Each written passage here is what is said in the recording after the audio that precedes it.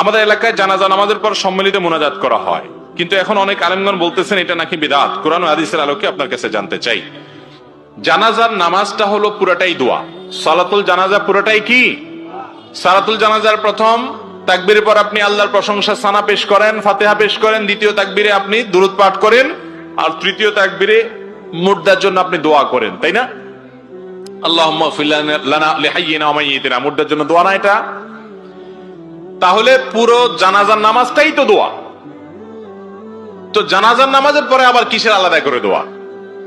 নবী করিম সাল্লাল্লাহু আলাইহি সাল্লাম জানাজার নামাজের পরে আলাদা করে মুক্তাদিদেরকে নিয়ে, মুসল্লিদেরকে নিয়ে দোয়া করতেন বলে কোন হাদিস দ্বারা প্রমাণিত হয় না। অতএব জানাজা নামাজ সালাম ফিরে ফেলছেন, শেষ, আলাদা কোনো দোয়া নাই।